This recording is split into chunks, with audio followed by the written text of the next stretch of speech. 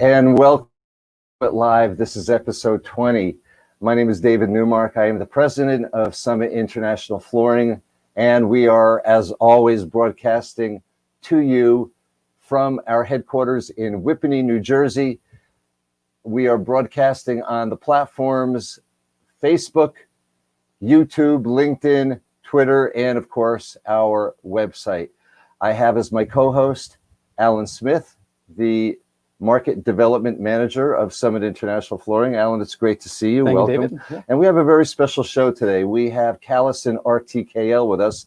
We have Clayton Whitman, the Associate Vice President, and we're going to bring him. Hello there, Clayton. Hey. We're bringing him in right now. He's coming into you live from Little Falls, New Jersey, a place I know and love quite a bit. We're going to speak to Clayton today about interior design direction during COVID, post-COVID, and so on. Anyway, Clayton, welcome. It's good to see you. Thank you for having me. Thank you Thank you so being much for here. joining us. Yeah, I appreciate it. So before we even start talking about what's going on at Callison RTKL, let's talk about you a bit, how you got yourself involved in the world of interior design, what brought you in, what do you like about it, etc. Let's start you off that way. Hello, everyone. Clayton Whitman, Associate Vice President at Callison RTKL. I'm in our workplace studio. I've been an interior designer there for almost 17 years now, in retail studios as well as workplace and some other areas of our market segments. How did I get into this? I think I have a love for design and aesthetic. I think at a young age, private yachts and planes and those kind of fast-moving luxury vehicles really inspired me to get into design and changing an environment around you. And I think I also have a draw to that experience, really creating an experience for someone, stepping into a space, stepping onto a plane. Any of those things really, I think, inspire me to change spaces around people. Well, good. Well, welcome. Alan has been writing down a few questions for you. But turn it over. Yeah. Well, I also want to say that I'm just really grateful that you joined us today, and I do miss meeting you in person, and I miss meeting so many people in person. But you, in particular, from a vendor's point of view, you're one of the best people to work with because you give me real feedback, honest feedback. And that's super, super helpful because it's not just good for us, but it's good for us to serve you better as well. So again, thank you for just being amazing all this time. So yeah, I think the big question is, and there's a lot more that we can cover, is how do we adapt to the pandemic era we live in right now, and what's the future of that? But is it more than just materials? Is it more than just choices of product? Is there a psychology involved in how you now at RTKL, Callison RTKL, approach a project? Absolutely. I think definitely, obviously, this is a huge paradigm shift in the design world, and most people not even being in offices. Typically my workplace area of expertise currently. How do we get people back? When is it safe? There's so many questions, the million-dollar questions the world wants to know. I don't think anyone has the final answer, but definitely going to be towards the end of the when we were all working in the office. It's all about the employee experience and providing a safe, comfortable, productive space for that employee. I think a lot of it gleans from our retail experience in creating that customer journey. How do we create that employee experience within the workplace, providing different means and methods for them to work, different spaces. And now with this new topic of pandemic, how do we create that same atmosphere that's safe and welcoming and all about wellness for the employee in a safe way that makes them comfortable. Obviously, there's bigger things that lead into this of when can people go back to the office. That's a whole different topic. But I think it's still all about the employee, creating that safe harbor for them to work in. It's all about, I think the biggest thing I'm missing is the collaboration between people. I think those kind of spaces, some of the images enjoy right there. It's all about creating spaces for people to collaborate. And obviously that will be in a safe, that's our offices that we designed in the Woolworth building there. That's our Are all of Callison RTKL offices closed, or is anyone working out of there at all at any given time at this point?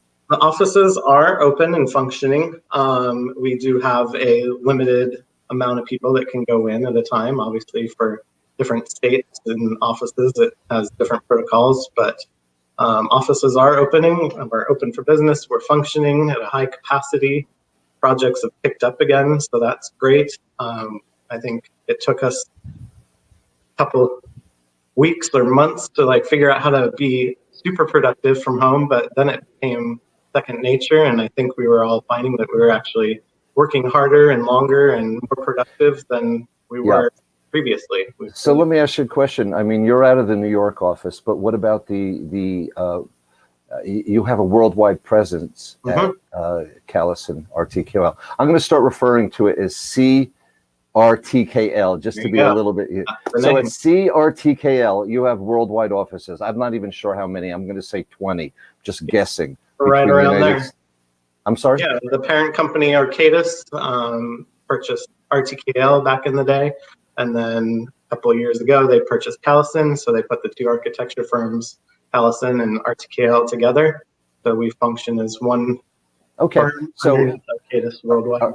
Are all the offices working the same way for the most part remotely, where people come in and out as they choose? Or are there any countries that are currently pretty much open for business as usual? I think it's fluxed as the situation occurred. Obviously, it hit our Asian offices first. Those closed down first, and then the wave came towards us. And as we closed down, they actually started opening back up.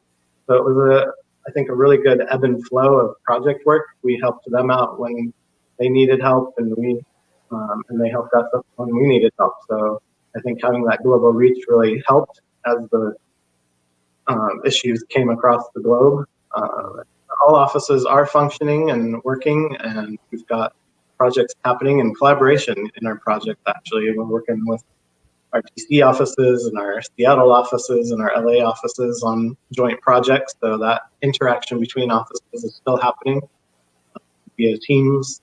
So definitely functioning at the moment. When the two companies merged together, what were some of the pros and cons? Were there no cons? What were the benefits of joining together, and what adaptations, how did you guys have to adjust to each other? Across the globe, obviously RTKL and Callison had offices in the same cities, so things were looked at, whose leases were up, and some of those offices can join together. In New York, they didn't have a presence, so it wasn't too much of a real estate change for us. But I think the pros are being under Arcadis, having a global reach of them, and some large infrastructure projects that we actually participate in with them. So project work is coming from the parent company. And then RTKL had a little different market segment bracket. They had to do a lot more government work, in which we're actually participating in now, whereas we were more workplace and retail and hospitality. So now we've got a wider breadth of market segment. All of that. You know how people are handling social distancing? Oftentimes, we're kind of encouraged to stick with our pods of people, family or friends, and it might take place in the workplace. How do you see the future of employees returning to the workplace? Will it be the same people scheduled every day? Will it be a come and go? And I know in a post that you had written, I guess about 4 months ago, and you discussed how the layout would change and possibly, coming and going and using locker spaces. Can you talk to us a little bit about that? Definitely. Currently, our current situation is we book on our website. On the floor plan, got designated seats that people can go to. Everything's clean and sterilize daily, multiple times. So there is a limited amount of seats available. So it's kind of like booking movie theater seats full. No more people can go in, and that helps keep the population down. We've got other protocols too set up to keep people coming in and leaving safe. Obviously, we aren't doing outside visitors and vendors. We can go to client meetings outside of the office still. So it's just a limited capacity, but we've got an online booking system. And I think for future layouts right now, we're hoping, and it looks like things are turning around better than ever, that we really won't have to change the physical nature of the office architecturally or design-wise or furniture-wise. Hopefully we can get back to what we might have called normal before. There'll obviously be a shift in everyone's mind of safety and cleanliness, and we'll probably adapt a lot more of the touch-free doors and faucets and all of those different equipment, probably make that more regular, whereas clients were a little more hesitant before because they cost more. But now I think kind of how LEED is transformed into an everyday best practice. I think this cleanliness and health and safety will kind of take it standard seat into our design. I mean, we all hope and pray that this is going to get back to, I want to call it normal again, but I'm not even sure what normal is anymore, and when it's going to be normal again. Yeah, I mean, I guess on the positive side is that, the businesses are always evolving. So maybe the new normal, whatever that is, if it's just a slight change, right? I don't know what the new normal is, but I can tell you that I think the younger people, certainly younger than me, want to go back to their office. Maybe not on a full-time basis, but certainly 2 to 4 days a week. Yeah. I think some of the older generation really does like working from home now. Absolutely. Anyway, let me ask you a question regarding the finishes of the future. Is there more pressure on you now, Clayton, to find healthier products, more green products, more, I guess, antimicrobial? Antimicrobial, anything resistant to bacteria? I think kind of as I was speaking about LEED and how choosing sustainable materials back in the day was, it's a price choice. It's maybe not necessary unless you're going for LEED. I think that has become a best practice now. We incorporate it into all of our projects. I think now, obviously before, there were antimicrobial surfaces. A lot of products and surfaces had silver or other antimicrobial agents embedded in it that combated any bacteria at that stage. I think as this progresses, I think vendors are coming out with that more and more, and it'll become more common practice. I think it won't be a thought or an add-in. It will be kind of a best practice, kind of like all of our materials are low VOC now. The next step will be all of them are low VOC and antimicrobial. Just providing that healthier, safer place, and eventually prices will go down as it did before on those kind of products that are one called specialty.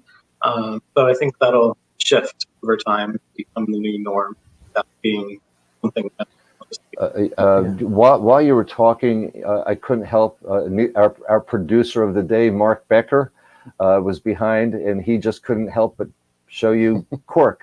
Show our audience cork, which is a naturally antimicrobial product. Sorry for that little internal plug for ourselves. We might have taken some attention away to you, but he had that waiting and ready to go. Yeah, well, I mean, we brought on Granort pretty recently, and the timing was I guess serendipitous, unfortunately, but it did resonate with a lot of designers because their clients were asking them about antimicrobial and natural materials. And I don't know why those two things seem to come together in the same conversation, but it often does, because you could use a vinyl, which is easy to sanitize and that sort of thing, right? But I think, and when I was reading your post, it made sense to me that there is this sort of like psychology of wellness, and those things are married, like feeling good about the space that you're in, that it's natural, sustainable materials, but also the health and wellness, air quality are your clients now, even this far into the pandemic, are they asking you about that for their designs for the new spaces? Absolutely. Those are all key aspects, from the air, indoor quality to lighting quality, more daylight resembling, and then air quality as well with the filtration of the HVAC systems. All of those different trades are definitely focusing on what the best practice is for the current situation. Sure. Yeah, do you see any future trends that have changed, or pandemic unrelated, but just any future trends that you see right now? I think unrelated, to get off of the topic, but then I think definitely it's all about creating a space for the employees. There's always creating a space for people. One of our many slogans at Callison RTKL was creating places for people. And so that's always going to be the focus, because no one's going to want to go to a space unless they want to and feel comfortable there and feel safe there. So creating that dynamic space is key in all of our designs, and even more so now when people are leery of going to an office or being close to employees or using desks. That's all going to be extra permanent now. Yeah, there's an awful lot to balance and to juggle in design moving forward. We have, as you said, all those needs, and then of course you have to keep people are more aware now of keeping their distance, and of course they still want to be comfortable, and they don't want to be in a closed office anymore, and it's challenging. Yeah, and then you have the regular challenges and creative aspects of what you do that is fun too, which is color, playing with light and windows and a layout. I've been a huge fan of purple for a long time. And when I do a lot of in-person presentations, I'm always showing purple just because I like it, but it doesn't necessarily translate to what spaces are asking for, right? But I have noticed purple come up more recently, and it's funny, Mark earlier had mentioned to me that purple, I think it's supposed to represent creativity within a space. Do you see that in more open-minded creative firms? Are you asking if purple's validating the new is it the new blue Pantone color? Yeah, exactly. Yeah. I think a lot of our use of color in that last image comes down to our clients and brand identity. And incorporating a brand without being a super graphic on a wall, but subtly including it so it feels like the company. Chementi, for instance, is the Chementi red, so it was brought in different aspects of that last picture. So a lot of the use of color we use to create a brand identity and that experience. Others, like the wing here, obviously the lighter use of colors. This was an all women co-working space, so it had a lot more femininity to it. Lighter tones, warmer woods, blush nudes, we called them. So definitely we pay attention to the brand. I think that has to do a lot with our expertise in retail, bringing that brand identity into a space, whether it is retail or workplace or co-working space, subtly overlaying that brand identity and culture into the space. CRTKL, would you say that they are a completely diversified firm, or would you say that they had been specializing mostly in the, let's just say, office interiors? Callison RTKL can do anything. No, I know that, but is there a specialty? Is there specialty? I think as the company has grown, originally when it was just, or when I was at Callison, we started as a retail firm. Callison and Nordstrom started their company together. Callison and the Nordstrom family developed each other's first store in New York, or not New York, in Seattle, where I'm originally from, and also then started our office. So that's grown in the retail world to be the #1 retail design firm in the world. And then as we've grown, obviously market segments have grown, and we started doing office spaces for these retailers, all their showrooms, and then obviously picking up other smaller firms and newer offices, had different market going on already, so we just rolled those in and incorporated them. And then again with Arcadis and RTKL under the umbrella, their expertise in government and those bigger infrastructure projects all just start adding to our resume. How much influence do you have designing a client's space? Because branding is important. They have ideas of what they want their space to look like. As an individual or as a company, are you able to incorporate your own personal designs into those spaces? Definitely. It differs obviously per client, whether we have to stick to strict brand guidelines from everything from furniture, graphics, finishes. But for instance, like our office, we were able to incorporate a lot of our own identity into the space, kind of reflecting what our project types were, the more high-end luxury offices and stores in New York, really truth and materials, all raw and natural walnuts, and exposing all the steel structure in the Woolworth building, bringing in a lot of the darker grays and black, matte black into a lot of that. There's a lot of my personal aesthetic as well, but it also lends well to, really speaking, the building, the Woolworth building that we're in, to the luxury and higher echelon of our project. For other clients, I think it depends on who they are. Chimenti, obviously, they're a construction company, and we really focused on truth and materials and all the connections and details and constructability of their space, showing all the components that space. Did you say truth and materials? Yep. Can you explain that a little bit? I think that's something that's near to me as well. I think if it's not real, don't use it. Okay. Unless it's really good, one of those resilient floors from Summit Floor. Thank you for that necessary plug. Like if you're using a walnut, then it's a solid walnut, like our reclaimed tables in our offices. Yeah. Or in Chimenti's offices, they had a lot of steel covering cable trays in the ceiling, so we really actually amplified those and created a beautiful wire mesh covering those and painted them out black. So really emphasizing the materials and the connection of the materials. I see Mark Becker again, all poised for me to bring up bringing outdoors indoors, and he's showing you artificial turf right now, very realistic. And we have had a number of clients over the years make certain areas within their office environment feel like they're relaxing indoors. I'm sorry, relaxing outdoors while they're indoors. A nice sunny room or whatever. I also know, without naming names, somebody made a big game room out of it, and of course, it's also excellent for outdoor usage because you don't have to water, you don't have to mow the lawn. It's perfect. Do you use a product like that, or would you even consider? There's definitely a place for those materials for sure. Okay, good. We will definitely keep that in mind. Names out there, but yes, there are those spaces that need to be extra quirky and fun and kind of incorporate that aesthetic. And there's also something infatuating about maybe vacuuming your yard. Very satisfying sounding, but okay. Now I need to ask you. I want to ask you about Cycle for Survival. Yeah, this is something that's near and dear to your heart.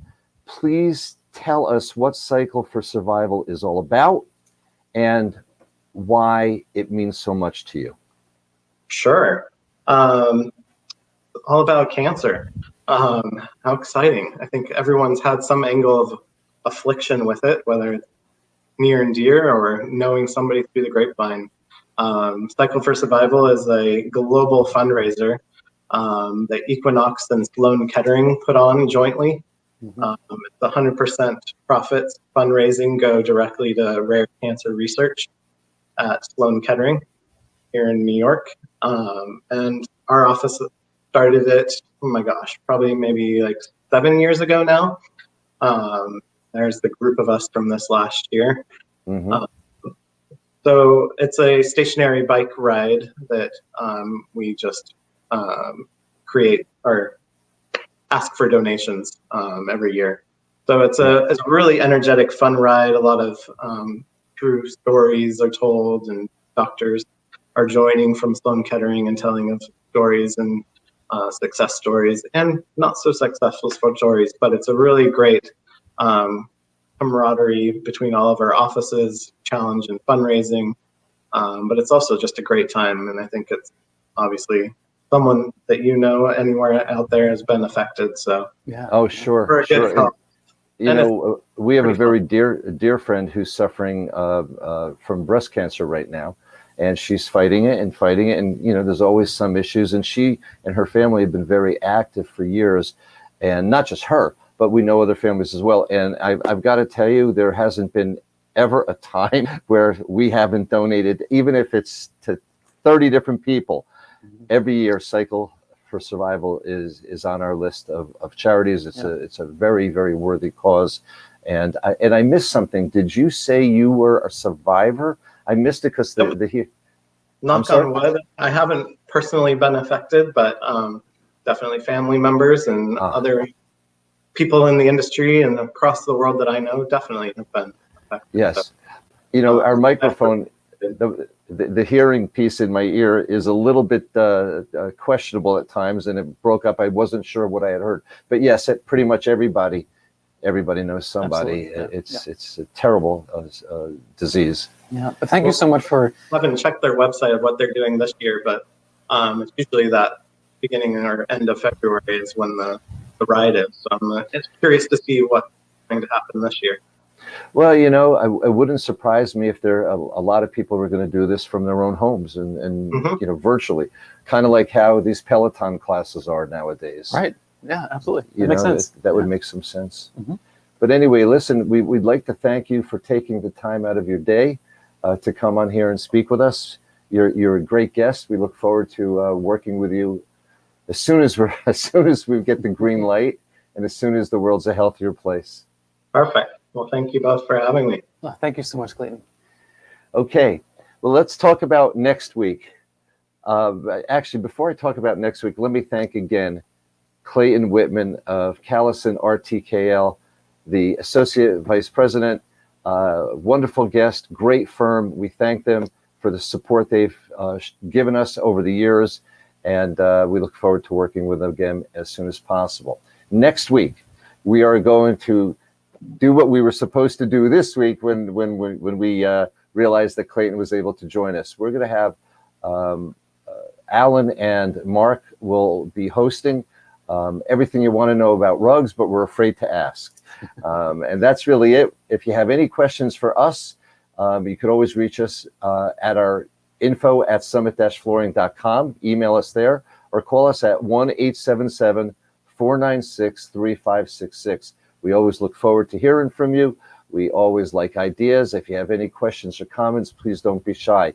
I thank you again for joining us. This was episode 20, 5 months in a row, and we look forward to episode 21. Thank you, everybody. Stay safe and stay healthy.